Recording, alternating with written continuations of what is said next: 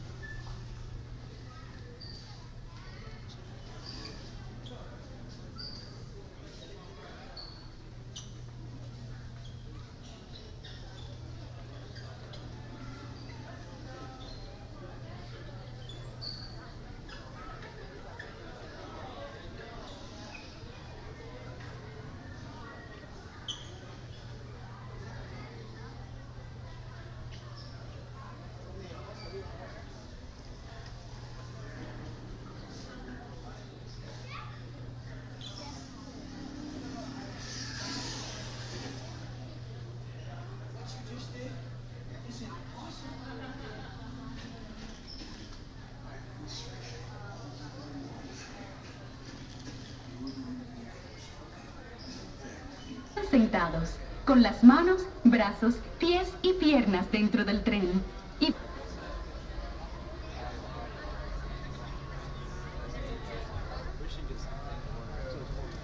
Hello everyone, my name is Deborah and welcome aboard. We're heading into the back lot of Disney's Hollywood Studios. This production area was Burbank Studio in 1939. Our Florida Tower stands a lucky 13-story. Take a picture of this famous icon. In the world of entertainment, every project, producers and directors are transformed into an on-screen reality. Within these huge spaces, filmmakers can literally create their own worlds. Our Florida soundstage is really important for the cast, crew, and equipment. Many of the crafts needed for filmmaking are located right here on the lot. On the left, we have our own green star. On the right are two of the aircraft from the 2001 blockbuster hit Pearl Harbor. These begins here with a designer's sketch. Our team of designers, seamstresses, and tailors can turn one. In fact, here in Florida, we have the largest working wardrobe department in the world. Why recognize some of these costumes from the big screen? Every story needs a setting, and our design staff can create just about any place a script calls for. From an urban, also provide sets and props for our shows and parades here at Walt Disney World. The same skill and craftsmanship that goes into a movie set can also be used to create magic for our parks. We are entering a zone of productions. In this backlot collection, you'll typically find real working vehicles. For now, we're approaching one of the largest standing sets on our backlot. It's over on the right. It may not look like much from this angle, but it's pretty spectacular on the other side.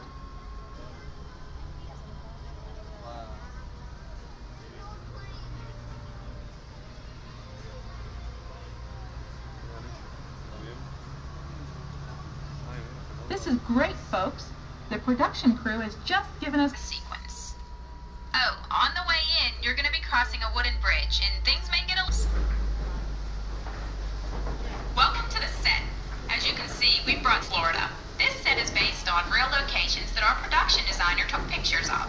Our set crew spent about 6 months building the canyon, but we've used it for a number of TV shows and specials over the years. For our upcoming production, the script called for a tanker truck. We found this one in our boneyard, but it was too big to drive into place. So we picked it up with a crane and set it down here. We're up on the overhead platforms and I see our director has arrived.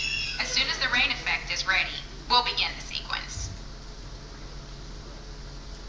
This sudden shower is really just a special effect. We've rigged up a series of water nozzles just above your tram. The water sprays in a crisscross pattern to create a sense of depth. But this storm only covers the first few feet of the set.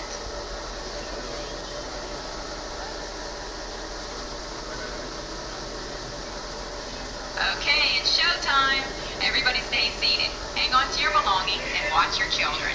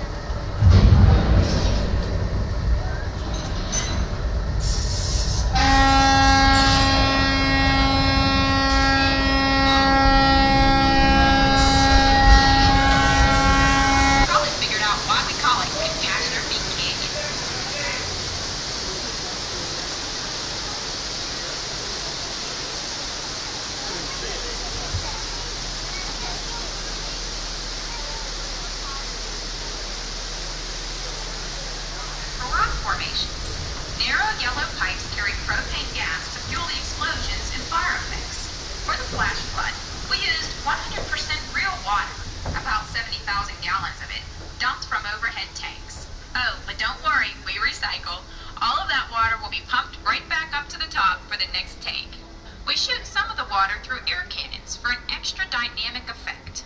Those air cannons are powerful enough to shoot a basketball over the top of a skyscraper the size of the Empire State Building. To top it off, our shuttle was sitting on hydraulic shaker tables. They provided the shaking, rattling, and rolling sensations for the scene. The entire sequence can be reset in 3.5 minutes. That's just enough time to bring in the next shuttle. Well, I've got to get ready for our next take. Thank you all for being part of the action. Hey, I'm needed back on the set, so enjoy the rest of your tour. Okay, well thanks Amy for giving us access to the set. On the right, we have an authentic piece of Disney history, that Gulfstream 1 was known at airports across the country as November 234 Mickey Mouse, but we just call it the Mouse. In 1964, Walt Disney and his hand-picked team used this plane to scout locations for what he called the Florida Project. Soon, they secretly began purchasing thousands of acres of land, which became the Walt Disney World Resort in 1971. During the creation of the resort, and later Epcot, the Mouse shuttled studio executives and Imagineers between Burbank and Orlando, making it the most used executive aircraft in the country. Appropriately, the Mouse retired here in 1992. As Walt used to say, it was all started by a mouse. In this case, the 234 Mickey Mouse. On our right, we once again sweep past the magnificent Mediterranean village of our Lights Motors Action Extreme Stunt Show. This high-octane attraction is based on the hit show from the Walt Disney Studios Park in France. In this action-packed production, you'll feel like you're right there on the set during the filming of a spy thriller, complete with custom-built cars, motorcycles, even jet skis. You'll experience the split-second timing, coordinated driving, and fiery special effects that make action movies a real blast. This staging area to our right is known as Acceleration Alley. Here, the custom-built stunt show vehicles rev their engines up to 70 miles per hour before making their high-speed entrances onto the stage for our Lights Motors Action Extreme Stunt Show. Of course, these are professional stunt drivers. On our right, we now have a very different view of the fishing village set. From this point of view, you can see that there is no inside to the buildings. They are just false fronts on location in cities and towns across the U.S. But out in the real world, you've got to see the skyline of New York City in the distance. It's really a series of painted flats, expertly